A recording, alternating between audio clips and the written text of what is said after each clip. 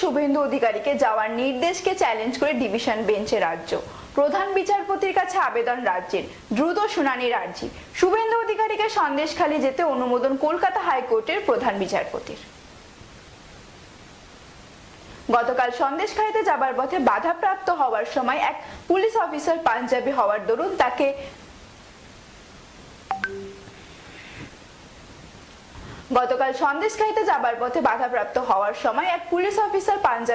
দরুন তাকে বাদানুবাদের মাঝে খালিস্তানি আখ্যা দিয়েছিলেন বিরোধী দলনেতা শুভেন্দু অধিকারী।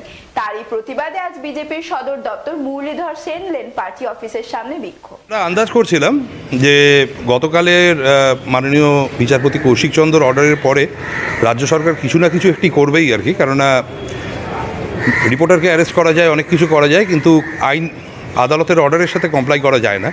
তো আমরা ঠিক যেরকম সন্দেহ করেছিলাম সেরকমই শুভেন্দু অধিকারী মহাশয় এবং শঙ্কর ঘোষ মহাশয় তাদেরকে সন্দেশখালী যাওয়ার আগেই ধামাখালিতে সকালবেলা আজকে আটকে দেওয়া হয়।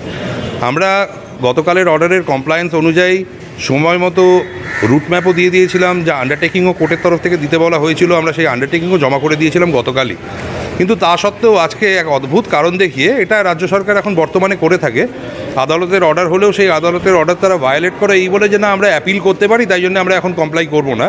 তো শুভেন্দুবাবু এবং শঙ্করবাবুকে তারা ধামাখালিতে আটকে দেয়, ধামাখালিতে আটকে বলে যে না আমরা একটা অ্যাপিল মুভ করতে চলেছি, তাই জন্য আমরা এখন এই অর্ডারটাকে বলবৎ করতে দেবো না, গতকালের যে মাননীয় জাস্টিস চন্দ্রের যে অর্ডারটা আছে। তো আমরা আন্দাজ করে এখানে আজকে 1 নম্বর কোর্টরুমে মহামান্য চিফ জাস্টিস এবং মহামান্য জাস্টিস হিরণময় ভট্টাচার্যের ঘরে আমরাও প্রস্তুত ছিলাম, জানতাম যে এই জিনিস হবে। তো সকালবেলাতে অ্যাজ ইউজুয়াল চলে এসেছিলেন এখানে রাজ্য সরকারের তরফ থেকে গতকালের অর্ডারটিকে চ্যালেঞ্জ করে তার উপরে একটি স্থগিতাদেশ চাওয়ার জন্যে। তখন আমি উঠে দাঁড়িয়ে আমরা বলি আর কি যে এরমভাবে আমার যারা মক্কেল আর কি তাদেরকে আটকে রাখা হয়েছে কোনো অ্যাপিল শুনানি ছাড়াই। তো তাতে কোর্ট বলে হচ্ছে যে না এটা তো হতে পারে না। আমিও তখন আমাদের দেওয়ানি কার্যবিধির যে অর্ডার 41 রুল 5 আছে, যেখানে বলে হচ্ছে অ্যাপিল ফাইল করলেও স্থগিতাদেশ অটোমেটিক নয়, সেই পোর্শনটারও জায়গাটা আমি কোর্টের দৃষ্টি আকর্ষণ করি আর কি। আর আমি বলি যে আমি ইনস্ট্রাকশন পাচ্ছি যে এখনও আমার মক্কেলদেরকে আটকে রেখে দেওয়া হয়েছে ওখানে। তো মাননীয় বিচারপতি পুরো ব্যাপারটি শোনেন, শুনে উনি ডিসাইড করেন যে ওনারা ওখানেই অ্যাপিলটি শুনবেন। তো অ্যাপিলটি শুনানি করা হয়, যে যে জায়গাগুলো দেখানো সেই জায়গাগুলো দেখানোর পরে মাননীয় ডিভিশন বেঞ্চ মনে করেছেন যে না এনাদেরকে তো আটকানো যেতে পারে না, দেয়ারফর গতকালের যে অর্ডার আছে, গতকালের অর্ডারে যে টার্মস আছে সেই অর্ডার অনুযায়ী শুভেন্দুবাবু এবং শঙ্করবাবু তাদের যে সিকিউরিটি পার্সোনেল আছে, সিকিউরিটি পার্সোনেলদের সাথে সন্দেশখালীতে যে যে জায়গায় মানে 144 ছিল গতকাল অবধি সে সমস্ত জায়গায় যেতে পারবেন। হ্যাঁ, যেরকম আন্ডারটেকিং দেওয়ার তো আন্ডারটেকিং জমা দেওয়া হয়েই গেছে। তো ওনারা গিয়ে দেখা করে আমরা বলি যে আমরা কোনো ওখানে রাজনৈতিক সভাও করতে যাচ্ছি না, আমরা কোনো রকমের স্পিচও দিতে যাচ্ছি না, আমরা যাচ্ছি ভিকটিমদের সাথে দেখা করতে। তো আদালত সেটা পারমিট করেছে। রাজ্য সরকার থেকে আবেদন ছিল যে ঠিক আছে ওনারা যাচ্ছেন যাক, কিন্তু 144টাকে আবার রিইম্পোজ করে দিক মাননীয় ডিভিশন বেঞ্চ। তো ডিভিশন বেঞ্চ সেটিও নাকচ করেছেন, সেটি নাকচ করে বলেছেন যে না অনারেবল সিঙ্গেল জাজের কাছে যেরকম মামলাটি 1 সপ্তাহ পরে আবার শুনানি হবে, তখন সে সমস্ত পয়েন্ট ওখানেই বিচার্য হবে। তো আপাতত এই হয়েছে সন্দেশখালীর ম্যাটারটাতে।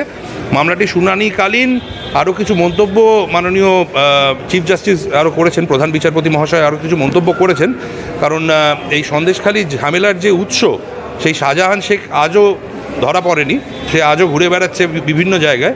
অ্যান্ড রাজ্য সরকার তো অনেক জায়গায় রিড্রেসাল মেকানিজম, মানে যে ত্রুটি হয়েছে বা যেগুলো মানুষের গ্রিভান্স সেগুলোকে ঠিক করার জন্যে পদক্ষেপ নিচ্ছে, তার মানে রাজ্য একদিক দিয়ে অ্যাডমিট করে নিচ্ছে যে অন্যায়গুলো হয়েছে, তাই জন্যে এই অন্যায়টাকে এখন আন্ডু করার চেষ্টা করছে। তো আমরাও মামলা করার সময় বলি যে এই জিনিসটির সমস্যা সমাধান সবথেকে ভালো হবে যদি ভিকটিম যারা তাদের গলা, তাদের কথা, তাদের কণ্ঠস্বর সেটাকে সাপ্রেস না করে যাদের জন্যে এই লোকগুলি ভিকটিম হয়েছে তাদেরকে ধরে আনা হয়। তো একটি তো সুওমোটো মামলা একটি হয়েছে, যেটি আজকেও মহামান্য প্রধান বিচারপতি বললেন যে এরকম সুওমোটো মামলাটা তারা নেবেন, ঠিক করেছেন। তো আমি তখন মামলার প্রসঙ্গেই বলেছিলাম যে আমার মনে হয় যে আদালত সবথেকে ভালো করবে যদি রাজ্য সরকারকে নির্দেশ দেয় যে শাহজাহান শেখকে আদালতের সামনে এই যখন স্বতঃপ্রণোদিত মামলা যখন শুনানি হবে যদি প্রডিউস করা হয়। তো দেখা যাক, সেটিও সোমবার সেদিন বলেছেন হচ্ছে সে মামলাটি শুনবেন আর কি।